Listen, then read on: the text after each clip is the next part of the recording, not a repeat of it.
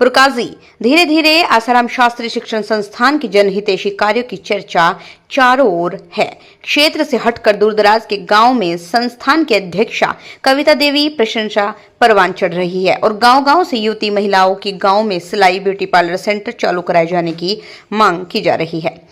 आपको बता दें, आसाराम शास्त्री संस्थान की अध्यक्षा कविता देवी के निर्देशानुसार पुरकाजी ब्लॉक के भिन्न भिन्न गांव में जाकर संस्था द्वारा कराए जा रहे समाज सेवा के कार्यों में सिलाई centre, computer lab, beauty parlour के विषय में विस्तार से जानकारी दी गई। इस दौरान ग्रामवासियों द्वारा गांव में प्रशिक्षण केंद्र चालू की जाने की मांग की गई, जिसमें ग्राम खुड्डा से आरती कश्यप, ग्राम सिसोना, बल्लूपुरा से पूनम कश्यप, ग्राम खिंदड़िया से सोनिका चौहान, ग्राम खिंदड़िया से सोनिका चौहान द्वारा संस्थान की चेयरमैन कविता से शीघ्र केंद्र की मांग की गई।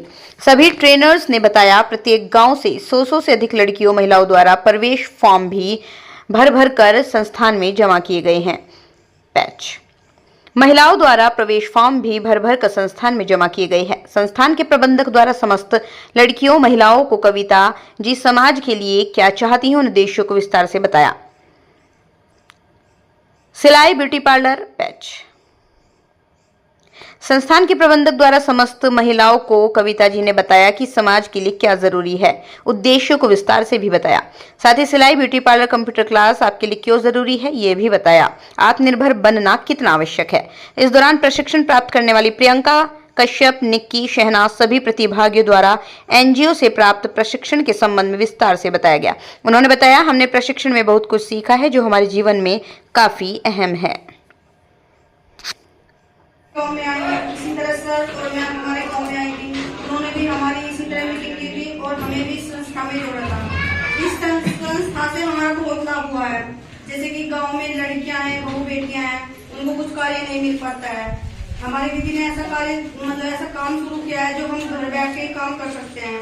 लड़कियां सिलाई कर सकती हैं, पार्लर खोल सकती हैं, अपने पैरों पर खुद खड़ी हो सकती हैं, कभी किसी पर निर्भर नहीं हो पाएंगी।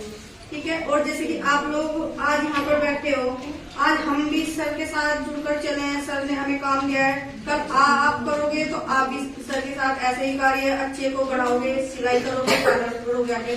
जो लड़कियां हैं वो पढ़ना चाहती है, उनके लिए कंप्यूटर है, सर लाइब्रेरी भी खुलवा रहे हैं। लाइब्रेरी भी पढ़ोगे आप लोग, कंप्यूटर भी सीखोगे, पार्लर भी, सिलाई भी, सब कुछ। मैं सबसे ये कहना चाहूंगी कि जितनी भी लड़कियां और बहू बेटियां हैं यहाँ पर, सब अपने पैरों पर निःशुल्क खड़ी रहेंगी, कभी किसी पर निर्भर ना रहे। क्योंकि सभी जानते हैं कि गांव की सबकी सोच ये है कि घर से बाहर बेटियों को हम बाहर ना निकालें, क्योंकि बाहर के माहौल को देखकर सभी जानते हैं कि अपनी बहू बेटियों को बाहर नहीं निकालता। लेकिन हमारी मैम ऐसा कार्य लेकर आई जो हम अपने घर पर खुद ही कर सकते हैं। आप जैसे सिलाई सीखोगे उसके बाद आप लोगों को कार्य भी मिलेगा सिलाई का। जैसे कि आप रेडीमेड कपड़े पहनते हो, कोटी ट्राउजर होता है, पैंट शर्ट होते हैं, लोअर होती है, टी शर्ट होती है, और वो सब सर ला के देंगे आपको बाहर से। लेकिन वो सब तब देंगे जब आप लोग इस सिलाई सेंटर में अपना